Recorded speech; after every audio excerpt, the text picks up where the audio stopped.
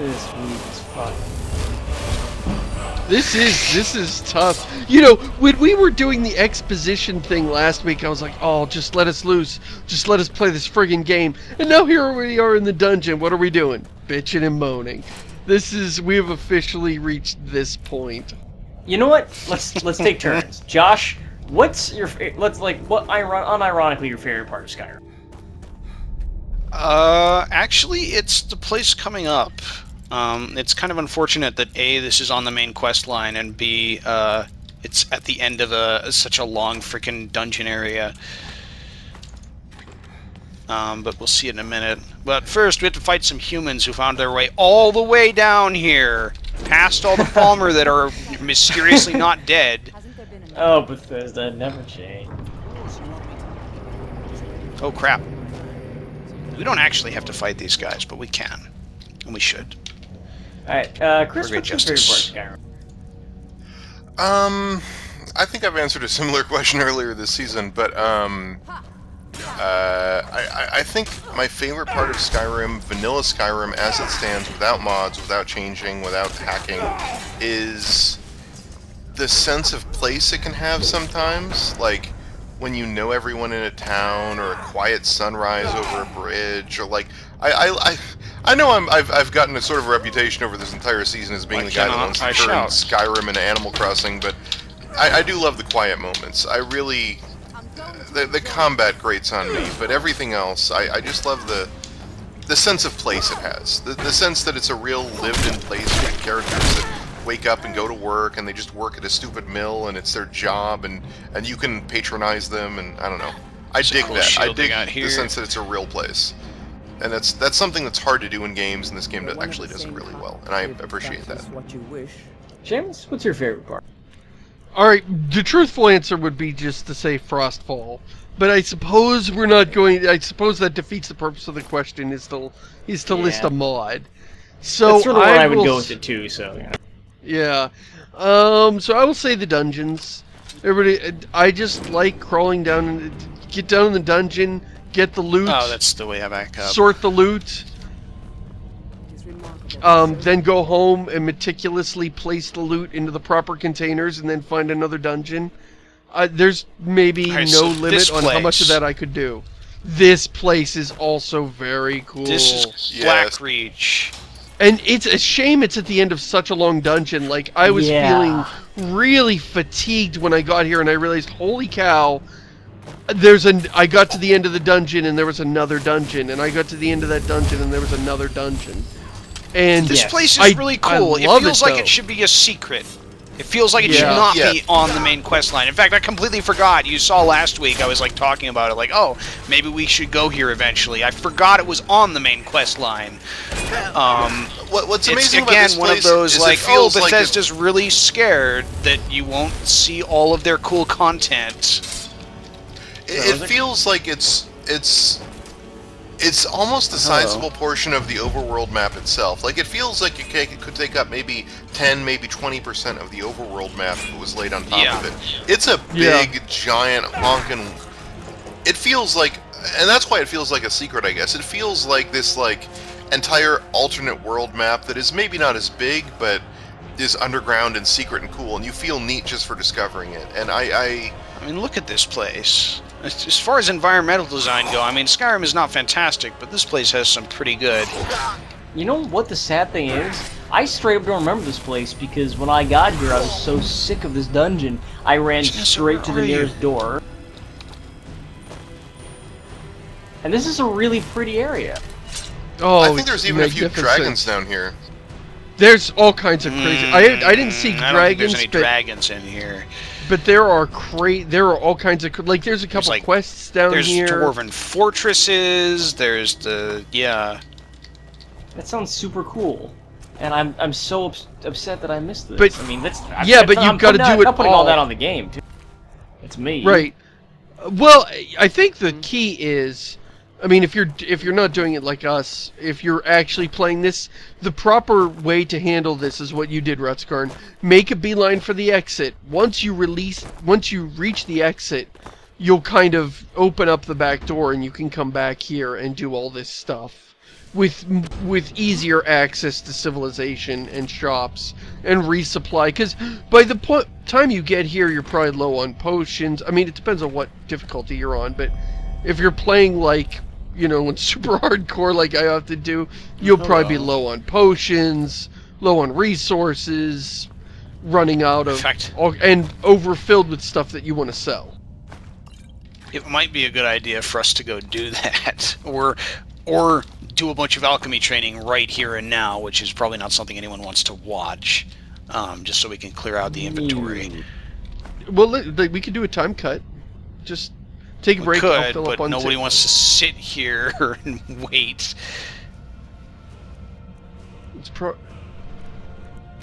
wow, it's 1 a.m. Yeah. Yeah, hello.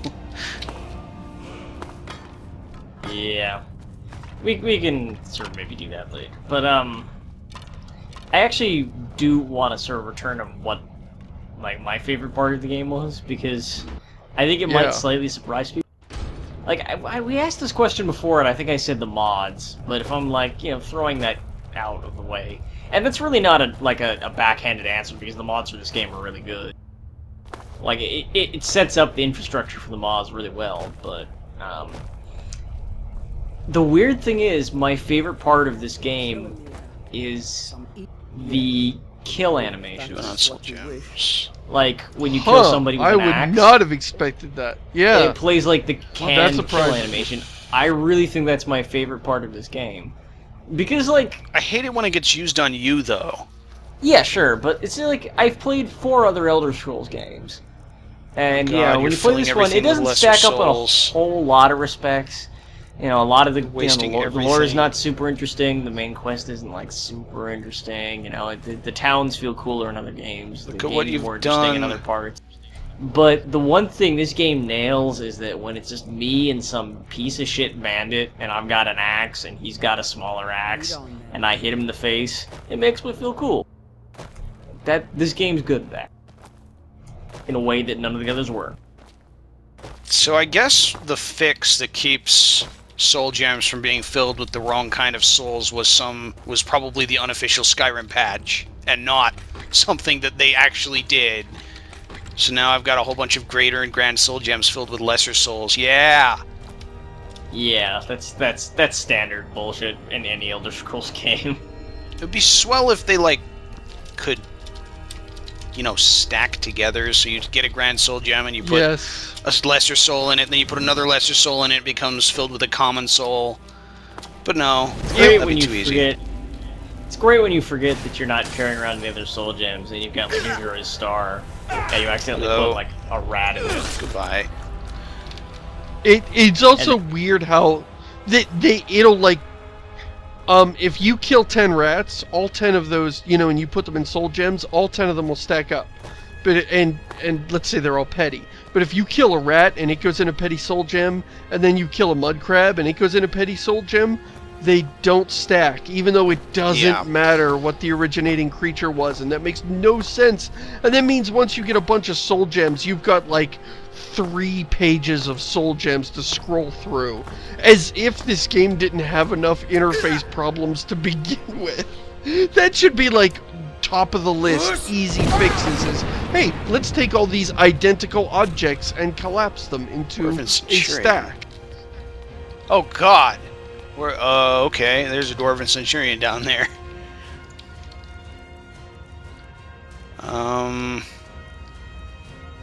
We have a Staff of Lightning Bolts. That'll work. I like how the staves make my other spell float in the air. What is that? I also like how really ineffective this thing is. Yeah, I know. I like how it looks like you're juggling that spell. I know. You're juggling one. Josh, are you sure that this is a Staff of Lightning Bolt and not like a static shock that you're getting from scuffing your boots against the Wow, this is gonna suck. He knows it's a Staff of Lightning Bolt because there's an AVI or a wave file that plays every time he launches it that goes, Lightning Bolt! Lightning Bolt! Oh god, I thought the internet forgot about that. I reminded them I'm a bad person. Oh shit, where is Jenassa? Why can everything else make it up here, but Jenassa can't? Why is nobody ever glad to see us? Isn't it amazing that all these things live together down here in perfect harmony until you show up? Like, these robots are perfectly happy to live next to these giant bugs and the Falmer. Okay, that didn't work. Oh, wow. Of course it's the race that decides to booby-trap the bejesus out of every single thing they have that is the one that disappears and leaves all their stuff for people to come and raid. I'm actually writing it. I'm actually writing like a fantasy short story, and the first line of the story. She's fighting him. Like the first line of the story, as it is like written down in like a periodical, is the one thing we've learned from 100 years of breaking into Marachu tombs, exploring their hidden temples, and retrieving their artifacts is that they really hate people who do all those things.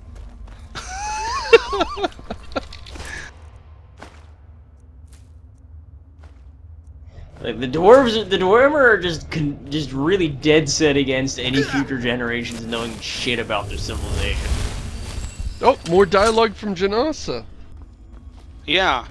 Man, fucking Professor Jenassa. I guess that makes her officially like the most fleshed out follower NPC in the whole game, because she's got more dialogue.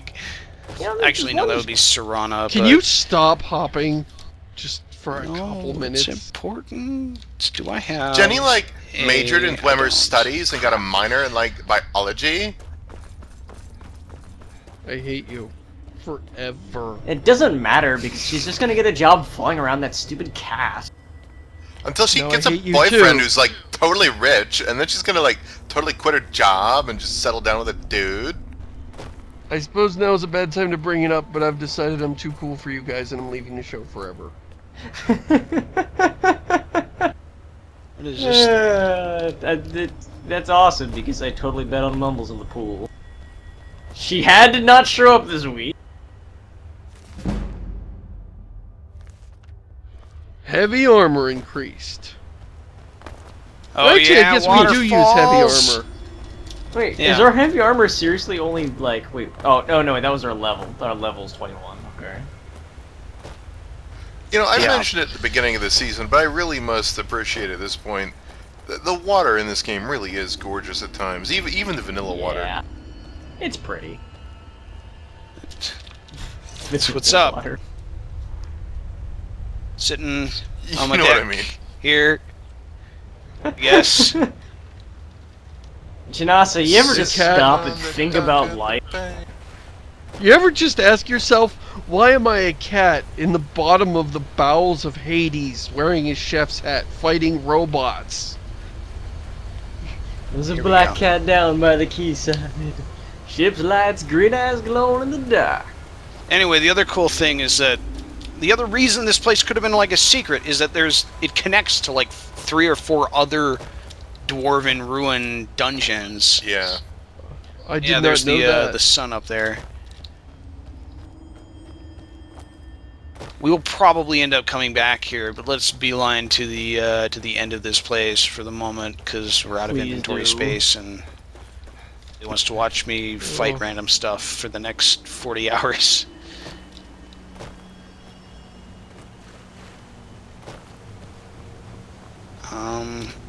I'm sure Jenassa will be able to navigate that. Route. Yeah, I'm just relying on her teleportation as annoying as it is to watch, I sympathize with your chronic bunny hopping problem, because I tried playing this game without bunny hopping one. Yeah, that's the problem. Is it like I understand where it comes from, because like when you're just running along in this game, there's a lot of times in this game where you're just kind of slowly running along, and you feel like you need to do something to help yourself get to point B faster. Yes. So you kind of twiddle your thumbs. Yeah, that's exactly what it is. It's twiddling your thumb. In previous games, actually, this is the sick thing. Previous games rewarded you for it by making you level faster when you did that. Hello, Tower of Mizark. Hello, reused thing from the that other quest. From the Mage's Guild quest, yep. Is this a different place from the Mage's Guild? Yeah, it is a different place, but it looks the same. So I confused it, and I thought I'd come to the same place by a different way. There is an element of like, hey, this kind of makes sense to have, oh, I gotta place it. More than one of these? Yeah. Sure, I guess so. To have, like, you know, yeah. See, I just saw this thing and I was like, what? The Dwemer have a bathysphere? We're going to, after all of that, going all the way underground to their underground town and everything, now we're going to, there we go. Now we're going to their rapture place under the sea. Rapture place. That's where the dwarves went. The dwarves all got super libertarian. That's why they're called the Foul Mare. I'm telling you. Somewhere. Okay, so this puzzle is kind of cool in a Myst way. Feels very Myst. Yes. Isn't it Towers of Hanoi? Isn't it Towers of Hanoi E? I can't remember. I actually, don't know. It's difficult to tell. Chris, do you want me to be super honest with you? I have no idea how to solve this puzzle. I just pressed the button until it worked. That's how I did it. I wanted to figure it out. I wanted to do this puzzle. And, you know, I'm like, okay, I'm going to experiment, see what all the buttons do, come to understand the system, and then I'll work out a solution. Oh. That's how a puzzle works. And in the process of discovering how it worked, I accidentally solved it. And I was like, oh, I guess I don't get to learn how this works. Because I'm done. You know, oh, wait, shit. You know, the version I'm watching, I'm watching this sort of artifacted, and, like, with a little bit of interlacing, and, like, crappy, like, bandwidth saving stuff. And it actually really looks like a cutscene from, like, Riven. It does. Oh, and well, the art style is very reminiscent of that Myst, like that overly elaborate machinery motif that they always had going. And, like, the gold and teal. Yes. Is that it? And the glows that, like, kind of look, you know, not super modern. Oh, there like we go. Their color balance. Where, like, you can kind of see. So we not only opened the bank vault, but we also downloaded the database. Elder Scroll Dragon.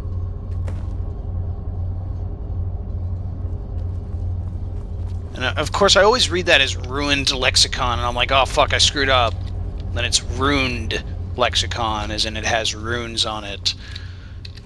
That's probably both. Bye, Jenassa! Throw me the idol, Jenassa! Throw me the whip. Time wound is such a weird phrasing. It's such a weird turn of phrase. That's like classic Elder Scrolls lore. Oh, here we go. That word. Really? Like, alright, where the fuck are we? That's like, well, we are like here. They thought Rift, and then they were like, no, Rift's too obvious. We'll call it a wound. Well, it's just weird to me because it feels like you're taking a sci-fi concept, like a temporal portal, and reframing it to be like old-timey languagey. So it's like, that's exactly go to the time wound. That's exactly what I'm talking about. That's like classic Morrowind era, like lore building. Let us go. Why is? It's not a spaceship. It's a Starfarer. You know, they actually have like I'm not gonna explain the Dragon Break in great detail. But they basically have a concept where like all the possible endings of Daggerfall are simultaneously canon, thanks to temporal disturbances. How did I get my horse out here? And where is it going? Do not ask me any questions about your horse. There is never going to be a satisfactory answer.